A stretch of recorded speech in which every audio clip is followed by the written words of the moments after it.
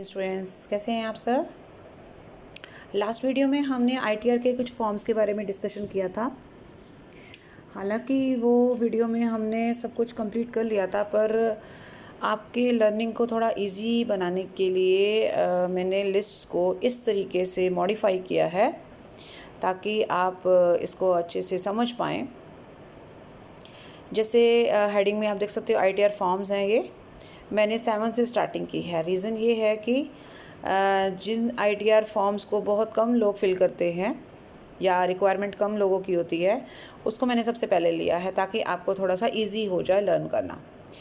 जैसे आईटीआर 7 है, आईटीआर 7 देख सकते हो कौन से पर्सन्स फिल करते हैं, इंक्लूडिंग कंपनीज़, मतलब कंपनीज़ भी इसमें आ सकती हैं क्योंकि पर्सन लिखा है तो ऑब्वियसली कंपनी भी एक पर्सन है। ठीक है, ओके तो इसमें कंपनी भी आ सकती हैं और ये वो लोग हैं जो अंडर सेक्शन 139 में सबसेक्शन 4A या B या C या D, राइट। इस सेक्शन के अंतर्गत अगर वो रिटर्न फिल करने के लिए उनको रिटर्न इसी सेक्शन के अंतर्गत फिल करनी है, चाहे वो पर्सन कोई भी हो या कंपनी भी हो सकती है, उसको आईटीआर 7 ही फिल करनी है। ठीक है, यानी कि सेक्शन 130, वैसे तो सेक्शन 139(1) में आप वॉलंटरी रिटर्न भरते ही हैं, लेकिन वहाँ यहाँ पर सेक्शन 139 और सब सेक्शन 4A या 4B, 4C या 4D, इनमें से किसी भी सेक्शन के अंडर अगर आप आ रहे हो अपनी रिटर्न भरने के लिए, ये सेक्शन की बात कर रही हूँ बेटा, मैं आईटीआर फॉर्म की बात नहीं कर रही हूँ, पहले मैं बात कर रही हूँ सेक्शन की। अगर आप इस सेक्शन में आते हो तो चाहे आप कंपनी भी क्यों नहीं है, आपको आईटीआर 7 ही फिल करना है। ठीक है, ओके, क्योंकि सेक्शन के अकॉर्डिंगली फॉर्म फाइनल हो रहा है कि कौन सा फॉर्म आपको फिल करना है। फिर 6 पे आ जाते हैं। 6 में सिर्फ कंपनी के लिए है, लेकिन वो कंपनी नहीं आएगी जो अंडर सेक्शन 11 जो है एग्जम्पशन क्लेम कर रही है। ठीक है, फिर से बता रही हूँ, सेक्शन 6 सिर्फ कंपनीज़ के लिए है, बट अंडर सेक्शन 11 का क्लेम करने वाली कंपनी इसमें नहीं आएगी। इसका मतलब वो कहाँ आ सकती है, वो ऑब्वियसली वो यहाँ आ सकती है, लेकिन ये भी देखना पड़ेगा कि वो कंपनी अंडर सेक्शन 139 के अंतर्गत आ रही हो। ठीक है ना, तो यहाँ पे बात क्लियर हो गई। ये तो कोई बहुत ज़्यादा लंबा चौड़ा पॉइंट नहीं था। सेक्शन 11 उसके ऊपर लागू नहीं होना चाहिए, तो वो कंपनी आईटीआर 6 में आ जाएगी। ठीक है, क्लियर होगी दो बातें। अब आईटीआर 5 पे आ जाते हैं। आईटीआर 5 में भी बहुत ज़्यादा कुछ बड़ी बात नहीं है। फर्म है, फर्म कौन सी वाली है, वो फर्म भी हैं जो लिमिटेड लाइबिलिटी पार्टनरशिप है। लिमिटेड लाइबिलिटी पार्टनरशिप जिसमें पार्टनर्स की जो लाइबिलिटी है वो लिमिटेड होती है। नॉर्मली हमने हमेशा ऐसी फर्म का नाम सुना है जिसमें पार्टनर्स की लाइबिलिटी अनलिमिटेड होती है, लेकिन लिमिटेड लाइबिलिटी पार्टनरशिप भी होती है। और अगर एलएलपी है, मैं इसको शॉर्ट फॉर्म में एलएलपी कहूँगी, तो एलएलपी वाली फर्म भी इसमें आएगी और नॉर्मल फर्म तो आ ही रही है। ठीक है, इसके अलावा एओपी यानी association of person, BOI body of individual, local authority, AGP artificial juridical person, मैंने क्लियर भी लिखा है यहाँ पे, शॉर्ट फॉर्म में मैंने एजीपी को रखा है इसको, और बिजनेस ट्रस्ट हैं, इन्वेस्टमेंट फ़ंड हैं, इन्वेस्टमेंट फ़ंड जो अंडर सेक्शन 115 यूबी में आते हैं। अगर आपको इस सेक्शन ये ध्यान नहीं भी रहे तो आप इन्वेस्टमेंट फ़ंड भी लिख सकते हैं। तो आप देख सकते हो इसमें कोई इस बहुत सारे, वैसे तो काफ़ी सारे एसोसिएशन है, एसोसिएशन ऑफ पर्सन है, फर्म है, बॉडी ऑफ इंडिविजुअल है, लोकल अथॉरिटी है, एजीपी है, और इन्वेस्टमेंट फ़ंड हैं और बिजनेस ट्रस्ट हैं। ये सारे के सारे जो ग्रुप में हैं लोग, ये आईटीआर 5 भरते हैं। ठीक है, तो फर्म के बारे में ध्यान कर लिया, इंक्लूडिंग एलएलपी है। लेकिन जो फर्म एलएलपी वाली नहीं है वो कहाँ जाएगी, एक्सक्लूडिंग, मतलब एलएलपी जिसमें मतलब ऐसी फर्म जो आईटीआर 4 भरती है वो एलएलपी वाली नहीं होनी चाहिए, कहने का मतलब। अगर एलएलपी है तो आप आईटीआर 5 भरिए, अगर एलएलपी नहीं है देन आप आईटीआर 4 भर सकते हैं। ठीक है, समझ में आई मेरी बात। अच्छा, आईटीआर 4 को सुगम भी कहते हैं, इसका शॉर्ट फॉर्म है सुगम। जैसे आईटीआर 1 को हम सरल कहते हैं, सरल फॉर्म कहते हैं, उसी तरह से आईटीआर फॉर्म को हम सुगम फॉर्म भी कहेंगे। सो यहाँ पर क्या बोला मैंने, कौन सी फर्म आएगी, जो एलएलपी नहीं है वो आ सकती है। ठीक है, लेकिन वो भी उसके साथ भी एक चीज़ और लगाई है, प्रिजम्पटिव स्कीम में आ रही है वो। प्रिजम्पटिव मतलब जिसके ऊपर 44AD, 44ADA, 44AE लागू होता है। ये तीनों सेक्शन आपको ध्यान में होने चाहिए। बिज़नेस हेड करते समय हमने एक तो बिज़नेस की या प्रोफेशन की इनकम नॉर्मल तरीके से हम कैलकुलेट करते हैं, और जो जिसके ऊपर टैक्स जो है हम नॉर्मल तरीके से कैलकुलेट करते हैं। लेकिन एक तरीका ये भी है कि हम इन सेक्शन के अंतर्गत जो है अपना टैक्स और अपनी इनकम जो है एक तरह से इमेजिन करते हैं और टैक्स कैलकुलेट करते हैं। उसे प्रिजम्पटिव यानी प्रिज्यूम कर लिया आपने, प्रिजम्पटिव बेसिस के ऊपर टैक्स कैलकुलेट करते हैं। जैसे जो ट्रांसपोर्ट में लगे हुए हैं लोग और हैवी व्हीकल्स या लाइट व्हीकल्स से जो है सामान इधर उधर कैरी करके बिज़नेस चला रहे हैं, तो उन पर ये वाला सेक्शन लागू होते हैं। ठीक है। अब वो फर्म जो LLP भी नहीं है और जो प्रिजम्पटिव बेसिस स्कीम पर अपना टैक्स दे रही है, वो आएगी ITR 4 में। इसके अलावा भी कुछ आइटम्स और हैं। कौन कौन सी हैं?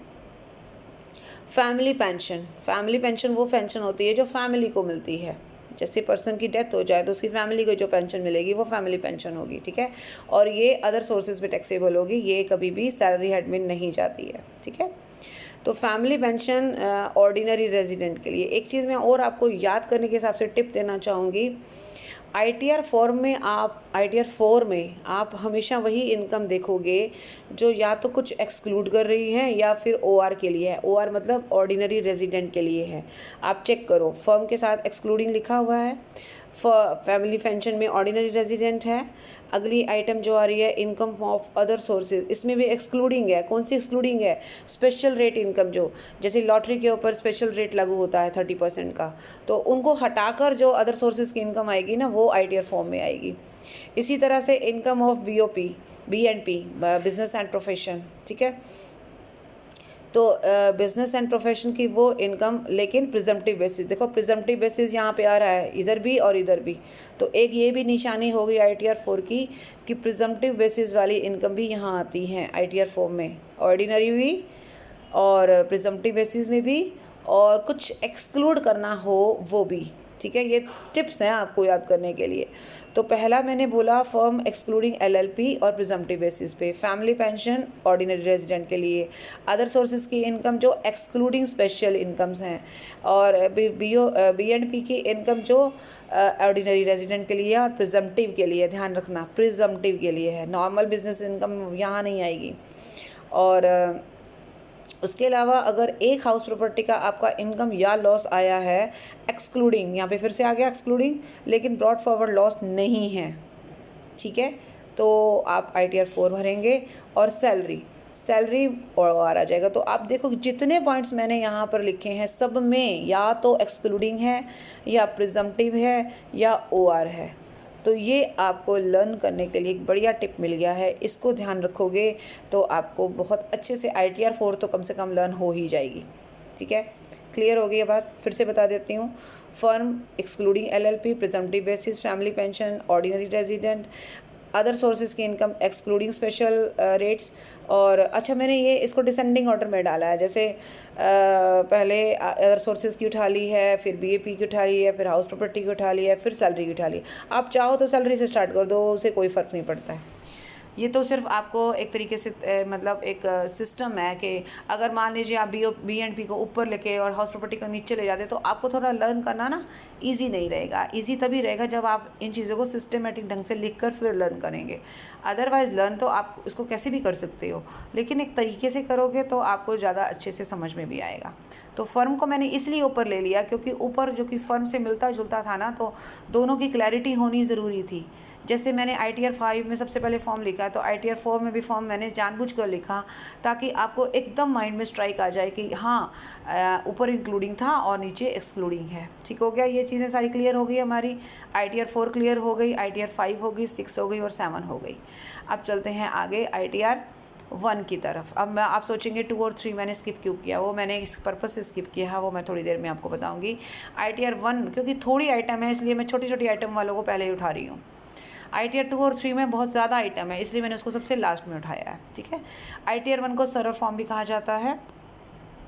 इसमें वही 4 चीज़ें आएंगी जो 4 चीज़ें आपको यहाँ पे दिखेंगी। अब आपको बताऊँगी कौन कौन सी 4 चीज़ें हैं। जहाँ पर आप देखोगे ना OR वाली, जैसे फैमिली पेंशन OR वाली है, ठीक है। ओके, एक ये आपका BNP वाला है, ये OR वाला है। एक सेकंड मैं कंफर्म भी कर लूँ, कोई गलती ना हो जाए हमसे।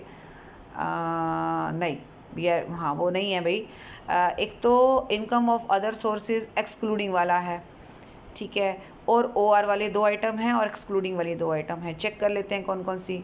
एक तो अदर सोर्सेज में जो आपने एक्सक्लूड किया स्पेशल रेट इनकम, दूसरा फैमिली पेंशन, तीसरी हाउस प्रॉपर्टी वाली और चौथा सैलरी वाला। मतलब कहने का ये है कि अदर सोर्सेज से स्टार्ट करके सीधा नीचे लेके जाना, ठीक है। ये 4 आइटम वही 4 आइटम हैं जो मैंने अभी अभी आपको यहाँ कराई है। अब आप सोचोगे कि ऐसा कैसे हो सकता है कि ITR 4 भी वही है और ITR 1 भी है। तो ITR 4 भी भर सकते हैं, ITR 1 भी भर सकते हैं आप, ठीक है। इसमें एक तो फैमिली पेंशन उठा ली, एक अदर सोर्सेज वाला पॉइंट उठा लिया, एक आपने नीचे के 2 आइटम उठा लिए, हाउस प्रॉपर्टी का और सैलरी का।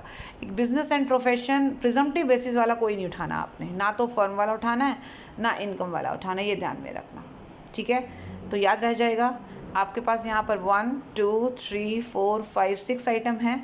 आपने कौन सी छोड़नी है? प्रिजम्पटिव वाली छोड़नी है, ठीक है। प्रिजम्पटिव वाली छोड़कर बाकी के 4 आइटम उठाओगे तो वो आपकी किस में आ जाएगी? ITR 1 में भी आ जाएगी, ये ध्यान में रखना। यानी कि इसमें 2 आइटम और डालोगे तो ITR 4 भी कवर हो गई। तो कितनी जल्दी से हमारा ITR 4 भी कवर हो गया, ITR 1 भी कवर हो गया। यानी कि अलग से मुझे कोई रट्टाफिकेशन की ज़रूरत नहीं पड़ी, समझने की ज़रूरत पड़ी है। और यही 4 आइटम 2 और 3 में भी आती हैं। कमाल की बात तो ये है, यानी कि यही 4 आइटम ITR 4 में आई, ITR 1 में आई, और यही 4 आइटम ITR 2 और 3 में भी आती हैं। तो एक पॉइंट आपको और याद आ गया कि ऐसी कौन कौन सी आइटम हैं, ऐसी कौन कौन सी इनकम्स हैं जो चारों फॉर्म में अप्लाई चारों फॉर्म भर सकती हैं। वो है हमारी ये 4 आइटम।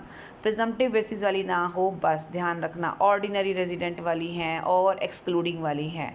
और मैंने कहाँ से ली हैं? ITR 4 से उठाई हैं। सिर्फ याद करने के पॉइंट ऑफ व्यू से आपको ये बातें बता रही हूँ, अदरवाइज़ आपको जैसा अच्छा लगे आप वैसे कर सकते हो। ठीक हो गया? यहाँ तक बात क्लियर हो गई? मैंने क्लियरली लिखा है ऑल 4 आइटम्स इन ITR 1 2 3 4। कौन सी ऑल 4? ये वाली जो चारों पे मैंने साइन लगाया है, ठीक है। अब मैंने बीच में एक बनाया है box, all other income in ITR 2 and 3। ये मैं बाद में उठाऊंगी, इसको अभी मत देखना आप। अभी सबसे पहले आप देखो ITR 3 ओनली, यानी कि सिर्फ ITR 3 भरने वाले पर्सन या इनकम कौन कौन सी है। ओनली वर्ड मैंने इसलिए लिखा है, बाकियों के साथ ओनली लिख सकती थी। जैसे ITR 7 के साथ मैं ओनली लिख सकती थी, मैं 6 के साथ लिख सकती थी, 5 के साथ भी लिख सकती थी, बट 4 के साथ मैं नहीं लिख सकती थी क्योंकि 4 वाली बहुत सारी आइटम 1 में भी आ रही हैं, 2 में भी आ रही हैं, 3 में भी आ रही हैं, ठीक है। इसीलिए मैंने यहाँ नहीं लिखा। 3 ओनली में आ जाओ। क्या क्या चीज़ें हैं? ज़्यादा नहीं है, बहुत सिंपल सी चीज़ें हैं। अच्छा, 3 का भी आपको निशानी बता देती हूँ। 3 में निशानी ये होगा कि प्रिजम्पटिव स्कीम होगी, नॉर्मल भी होगा, प्रिजम्पटिव भी होगा, लेकिन यहाँ पर OR नहीं होगा। ऑर्डिनरी रेजिडेंट सिर्फ ITR 4 1 2 और 3 में पाए जाते हैं। लेकिन अब आप कहोगे 3 में, तो अभी अभी आपने बोला, लेकिन ये 3 ओनली है। जो 3 ओनली वाला होगा ना, वो 1 और 2 और 4 में नहीं मिलेगा आपको, इसीलिए थोड़ा डिफरेंट मिलेगा आपको। क्या है, एक बार चेक कर लेते हैं। बिजनेस एंड प्रोफेशन की इनकम जो नॉर्मल तरीके से आप कैलकुलेट करते हो, प्रिजम्पटिव बेसिस पे कैलकुलेट नहीं करते हो। सभी कैटेगरी की इनकम आ गई इसमें, सभी कैटेगरी के पर्सन आ गए इसमें, ठीक है। ओके, दूसरी बात कर रहा है प्रिजम्पटिव बेसिस पे अगर आप करना चाहते हो कोई बात नहीं, उसमें भी कोई प्रॉब्लम नहीं है, लेकिन आप इसमें OR नहीं लोगे, आप NOR और NR। मतलब NOR का मतलब हो गया नॉट ऑर्डिनरी रेजिडेंट और NR का मतलब हो गया नॉन रेजिडेंट। तो प्रिजम्पटिव स्कीम वाला लो, कोई दिक्कत नहीं है। जैसे ऊपर आए थे ना प्रिजम्पटिव स्कीम्स वाले, ले सकते हो, लेकिन NOR और NR वाले लेने हैं आपको, ठीक है। आगे फिर आ जाता है receipts of parties. Receipts, sorry parties नहीं है, पार्टनर है। पार्टनर को अपनी पार्टनरशिप फर्म से जो कुछ भी मिलता है, for example bonus, commission, salary, remuneration और शेयर ऑफ प्रॉफिट, मिलता है कि नहीं मिलता? इंटरेस्ट भी मिलता है। तो सब कुछ हो गया ना, जो शेयर को, जो पार्टनर को मिला पार्टनरशिप फर्म से, वो भी आपका इस ITR 3 में आएगा। ध्यान करना, ओनली 3 में।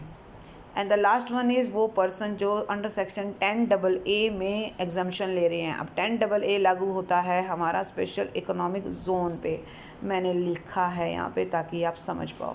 4 ही आइटम है, ज़्यादा कुछ नहीं है। कैसी? बिजनेस एंड प्रोफेशन की नॉर्मल कैलकुलेशन जो नॉर्मल तरीके से निकाली जाती है। प्रिजम्पटिव मेथड पे निकालना है आपको तो सिर्फ नॉन रेजिडेंट और नॉट ऑर्डिनरी। अब मैं आपको एक चीज़ और बताना चाहूँगी, ये नॉट ऑर्डिनरी रेजिडेंट और नॉन रेजिडेंट सिर्फ या तो इंडिविजुअल हो सकता है या HUF हो सकता है, ये भी ध्यान में रखना। कंपनी, फर्म, कोई और आर्टिफिशियल पर्सन नहीं हो सकता है, ठीक है। तो HUF और individual he not ordinary resident और नॉन रेजिडेंट हो सकते हैं। इसीलिए यहाँ पे टेंशन लेने की ज़रूरत नहीं है, बहुत सारे लोग नहीं आ रहे हैं, सिर्फ 2 ही कैटेगरी के लोग आ सकते हैं। और एक पार्टनर आ सकता है जिसको अपनी फर्म से बहुत कुछ मिल रहा है। और दूसरा फिर persons getting deductions under section 10AA, यानी कि economic zone, special economic zone की अगर आप डिडक्शन ले रहे हो, पर्सन कोई भी हो सकता है यहाँ पे, ठीक है। तो वो सब ITR 3 ही भरेंगे। क्लियर होगी ये बात? एक बार फिर से हम चेक करें। ITR 7 में वो पर्सन जो कंपनी भी हो सकती है, लेकिन under section 139 sub section 4A, 4B, 4C, 4D के अंतर्गत रिटर्न भरने के लिए रिक्वायरमेंट है उनकी। ITR 6 में वो कंपनीज़ जो अंडर सेक्शन 11 की क्लेम नहीं ले रही हैं, सिर्फ वही कंपनीज़।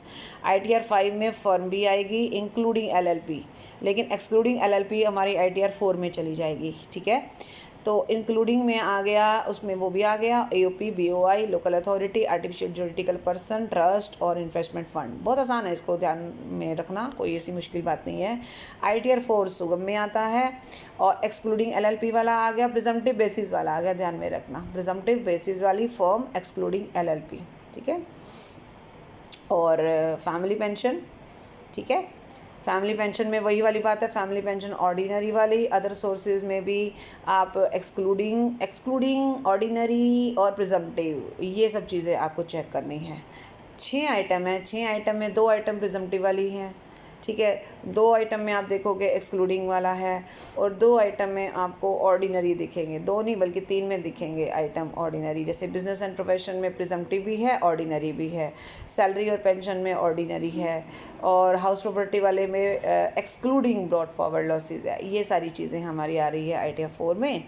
और ITR 1 को सरल भी कहा जाता है। इसमें वही 4 आइटम वहाँ से उठाएंगे जहाँ जो हमने ITR 5 में चेक किया था, सॉरी ITR 4 में चेक किया था, और उसमें प्रिजम्पटिव बेसिस वाली दोनों आइटम को छोड़ देना, यानी कि BNP वाली और फर्म वाली। यही चारों आइटम 1, 2, 3, 4, यानी कि 1 और 4 तो पहले ही बता दिया मैंने, 2 और 3 भी भर सकती हैं। अब ITR 3 ओनली कौन कौन भरेगा? एक तो वो जो हमारा प्रिजम्पटिव बेसिस वाला भी है और नॉर्मल वाला भी है। प्रिजम्पटिव बेसिस पर ऑर्डिनरी यहाँ कोई नहीं दिखेगा आपको। ITR 3 में ऑर्डिनरी कभी नहीं आते हैं, सिर्फ नॉन ऑर्डिनरी या नॉट ऑर्डिनरी या फिर नॉन रेजिडेंट आते हैं, ठीक है। और पार्टनर्स आ जाते हैं और उसके अलावा स्पेशल इकोनॉमिक जोन वाले आते हैं। सो ये बात हो गई क्लियर। तो अभी इस वीडियो में तो हम इसको यहीं तक ही रखेंगे, क्योंकि कुछ चीज़ों को बड़े ध्यान से और तरीके से हमें ध्यान समझना है, याद करना है। नेक्स्ट वीडियो में मैं ITR 2 और 3 के बारे में डिस्कस करूँगी। तो thank you so much, bye bye, take care.